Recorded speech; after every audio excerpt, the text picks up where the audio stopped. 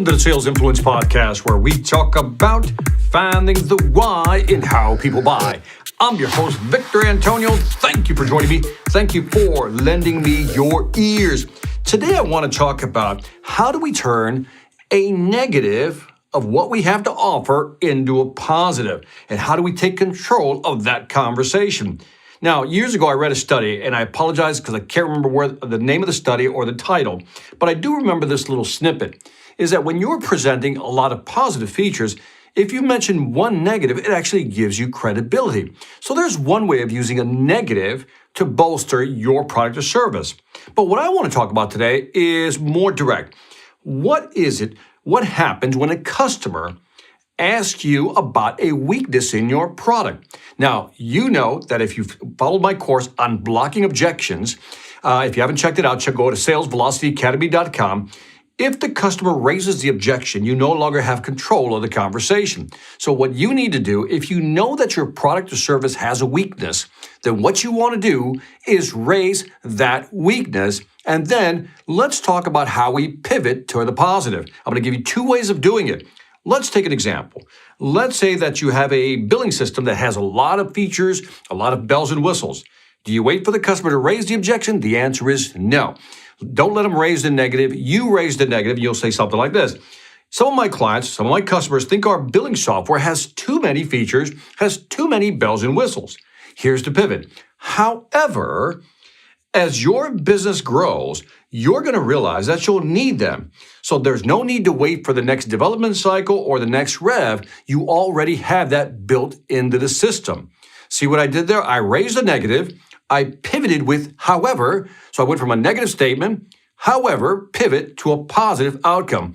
In other words, I'll say it again. Some clients think our billing software has too many features or bells and whistles, the negative. However, as your business grows, you'll realize that you'll need them, the positive. So there's no need to wait for long development cycles or the next development rev.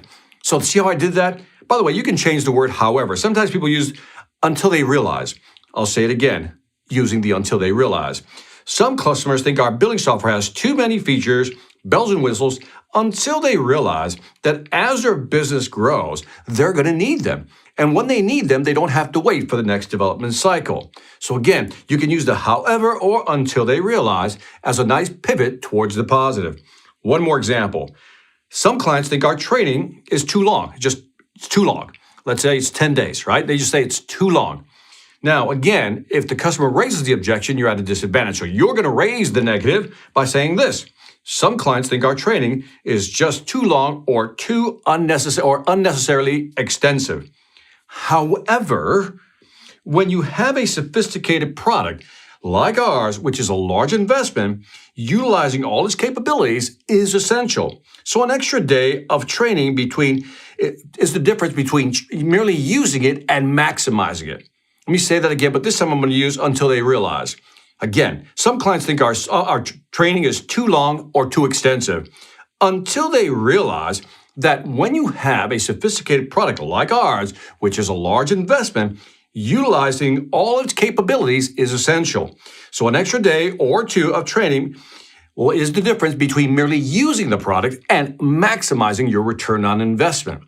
You see, it's all about how do you take the comment, the negative, do the pivot, however, or until they realize, and turn it into a positive. So here's what I'd like you to do. I want you to look at your product set and your features and your functionality. And if you sell a service, look at your set there and list your weaknesses. Just go ahead and list your weaknesses. Come up with 5 to 7. Then create a raising statement. In other words, you're going to raise the negative aspect of your product or service. You're going to pivot with however, and then I want you to write out that positive statement to dismiss the negative. So here's the formula very quickly. Raise the negative statement, pivot with however or until they realize, and then conclude with a positive statement. Do this and you'll be able to control your presentation. And that is it for the Sales Influence Podcast. Leave me some feedback on iTunes, Stitcher, or YouTube. Let me know what you think. I'd love to get your feedback. Also, if you haven't checked out the Sales Velocity Academy, why not? Go to salesvelocityacademy.com. We've added some new fast courses on there to kind of get you going faster and quicker so you can sell more faster. And lastly, this is Victor Antonio, always reminding you that selling ain't hard when you know how. Take care.